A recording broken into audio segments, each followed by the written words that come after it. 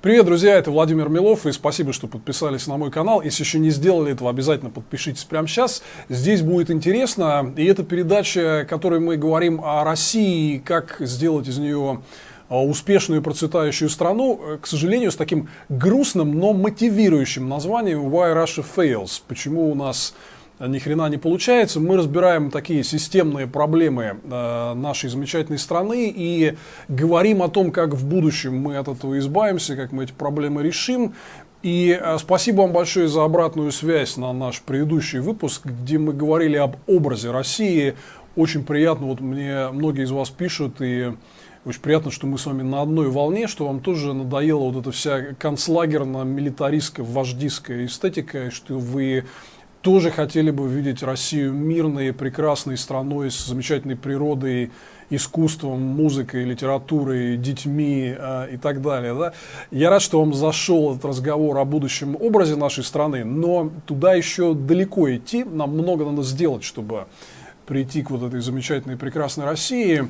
И одна из вещей, которая нам очень серьезно мешает, и о которой я хотел серьезно с вами сегодня поговорить, это вот эта вся невероятная антинаучная истерия, которая у нас, к сожалению, развилась в Российской Федерации за последние несколько десятилетий.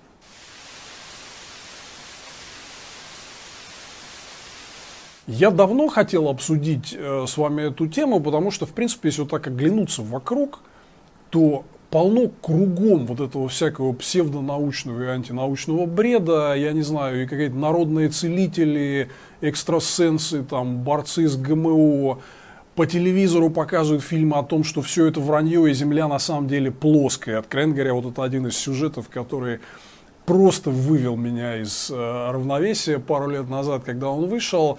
Но на самом деле вот две вещи буквально в последние недели меня навели на мысль о том, что вот про науку и научное знание, его важность для построения нормальной, успешной страны нужно сделать отдельную передачу.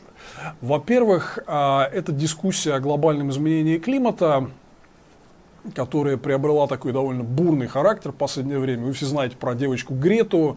Идет постоянно какая-то рубка на эту тему в соцсетях, и вышла пара абсолютно безграмотных текстов борцов с идеей о том, что человек влияет на изменение климата. Прежде всего, есть такая публицист Юлия Латынина, а также такой довольно известный бард и океанолог, но, кстати, не специалист в климатологии, по фамилии Городницкий. Они выпустили пару таких очень язвительных текстов с критикой идеи того, что человек якобы влияет на климат. Кстати, прочитайте обязательно. Им профессиональные ученые, которые серьезно занимаются этой темой, очень подробно, обстоятельно ответили. Вот, например, такие тексты можно найти в замечательном издании Insider, где я иногда публикуюсь. Прочитайте внимательно, вот вы скриншоты эти видите, и там все вот эти псевдоаргументы публицистического толка по климату, они довольно хорошо разбираются. Понимаете, климат — это очень важная тема для нас в России, потому что вот все хихоньки, да, это все хорошо, что типа будет теплее, вроде была теплая зима, вроде все хорошо, да. Но, например, официальный доклад одного из правительственных ведомств о влиянии климата на нашу экономику, который называют там народное хозяйство, да, очень негативный. Очень негативный. Вот Россия, все говорят, там, Россия холодная, будет чуть теплее, будет лучше. Она не вся холодная. И у нас есть, например, относительно теплые регионы, где, угадайте, какой сектор развит сильнее всего. Сельское хозяйство. Теплый Краснодарский край – это лидер по сельскому хозяйству. И потепление климата и учащающиеся засухи, и сниженная увлажненность – это очень здорово, сильно, болезненно бьет по нашему сельскому хозяйству. И там масса разных других тем, протаивание вечной мерзлоты и первая вспышка сибирской язвы на Ямале за много лет. Я об этом делал отдельную передачу на канале Навальный Лайф, моя программа «Где деньги?», про вот эти вот негативные последствия, которые можно померить в деньгах. Это очень дорого обходится России, вот эта история с изменением климата. Но здесь, знаете, вот вопрос даже не в климате, а вопрос в организации дискуссий. Потому что первая теория о том, что возможен парниковый эффект в атмосфере, она была сформулирована еще в конце XIX века. Дискуссия между учеными идет на эту тему больше 100 лет. примерно там 40-50 лет назад начал формироваться научный консенсус на тему того, что человек влияет на климат.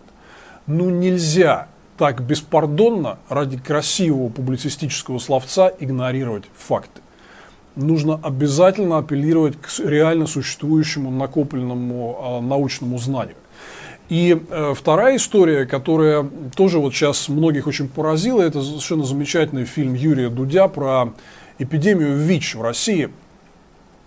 Все сейчас в шоке от цифр, которые там озвучены, что у нас 1 миллион ВИЧ-инфицированных, что 100 человек умирает в день, и что нет никакой государственной политики по профилактике ВИЧ, по обеспечению нормального, просто элементарного отношения к ВИЧ-инфицированным, чтобы они не стигматизировались в нашем обществе, по тому, чтобы все-таки эту эпидемию преодолеть. Вот все сейчас посмотрели фильм Дудя, много у него просмотров, все только обсуждают, что нет просветительской работы, нет нормальной государственной политики против эпидемии ВИЧ. Так, ребятки, вот эта вся история как раз напрямую является следствием той антинаучной истерии и предрассудков, которые насаждались в нашем обществе в последнее десятилетие, в том числе и с помощью государства.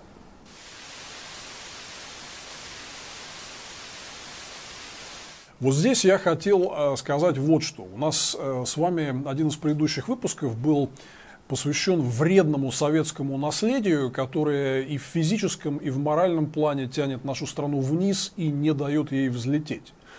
И я говорил о том, как с этим советским наследием надо бороться, но есть одна, в частности, вещь, которая меня все-таки в советское время как-то привлекала. Сейчас смертельный номер, Милов будет хвалить Советский Союз, но на самом деле не совсем.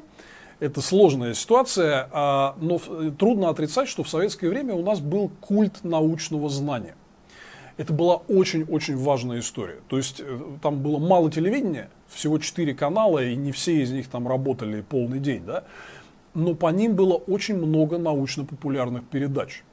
Была серьезная научно-популярная литература о самых разных областях науки, книги, журналы. Все это было доступно, и там довольно серьезно обсуждались самые разные научные направления и как они могут сделать жизнь человечества лучше. И на самом деле очень важно, что в то время было довольно нетерпимое отношение, просто шеймили всех, безжалостно шеймили всех, кто выступал с какими-то псевдонаучными идеями и пытался предложить какое-то свое там альтернативное оккультное объяснение каких-то явлений, которые нас окружают и так далее. Да? То есть там, быть ученым было престижно.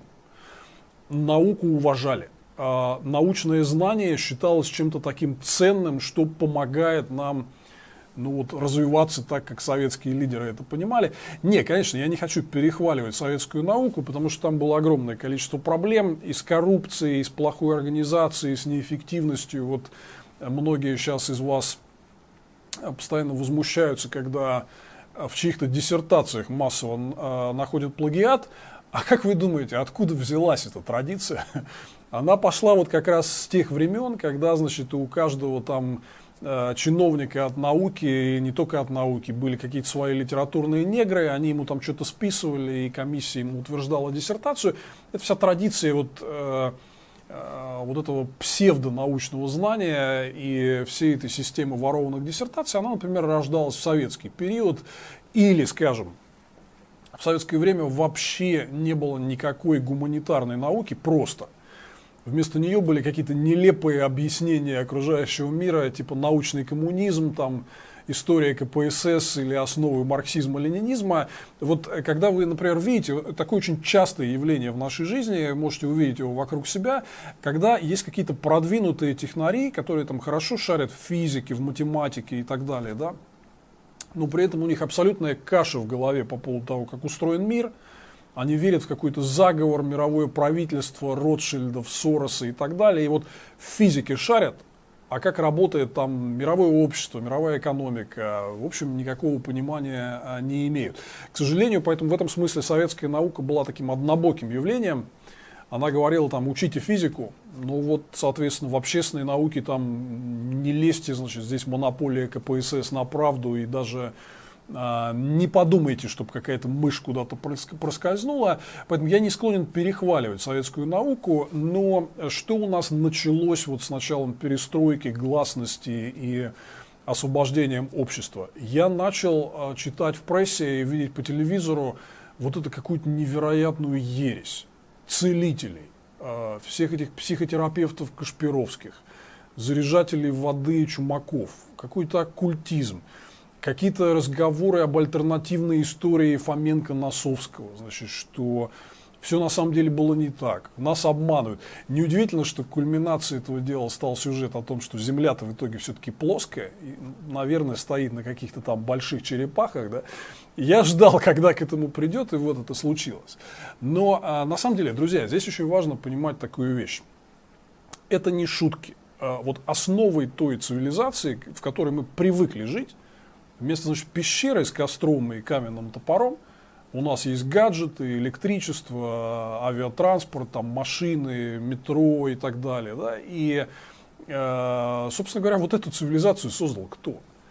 Ее создало научное знание, накопленное человечеством за все наши 100 и тысячелетия жизни. И научное знание – это один из важных факторов, который определяет будущее стран, их конкурентоспособность.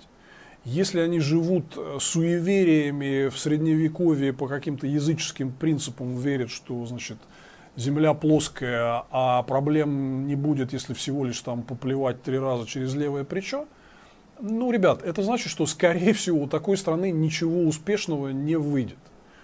Никакого развитого, богатого, процветающего общества построить не удастся. Потому что сколько не плюйте через левое плечо, это ни на что не влияет и не играет никакой роли. А вот то, что двигает нас к прогрессу, к совершенствованию нашего быта, экономической системы, производства, это как раз научное знание, которое мы немножко, к сожалению, разучились ценить. И погрузились в пучину вот этой псевдонауки, антинауки, предрассудков и так далее. Вот я, собственно говоря, в свете этих последних дискуссий, в частности по изменению климата, хотел вам здесь просто назвать пару очень важных принципов, которые, на мой взгляд, в обществе всегда нужно соблюдать, когда вы ведете дискуссию о каких-то серьезных вопросах и развилках нашей жизни. Всегда очень важно помнить, на чем основан именно научный подход к решению тех или иных проблем.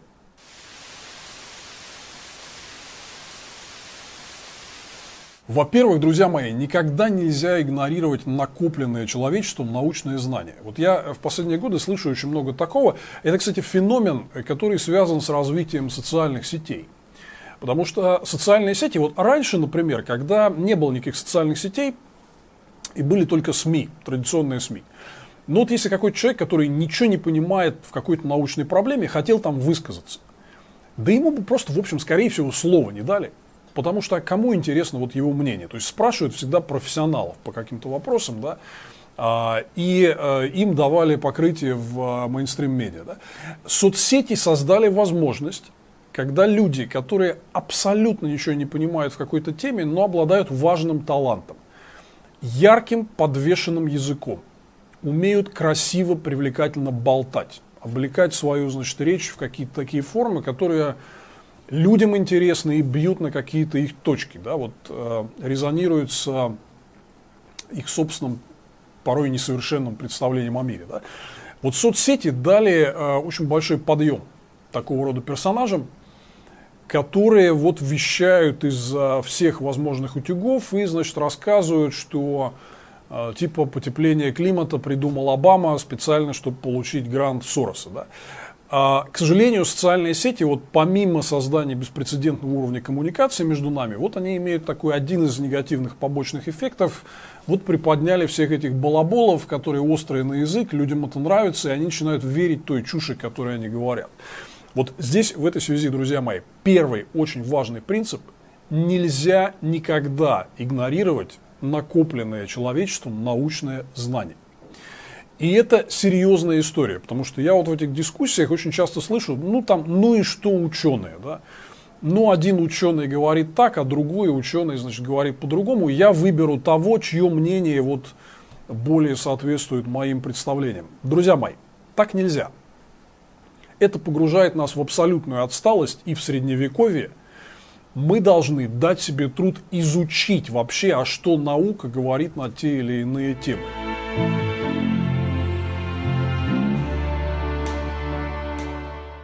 Мы обязательно продолжим этот разговор в нашем следующем выпуске. Чтобы не переутомить вас, подумайте о том, насколько важно научное знание в нашей современной жизни. Программа Why Russia Fails с Владимиром Беловым. И этот разговор мы продолжим в следующий раз.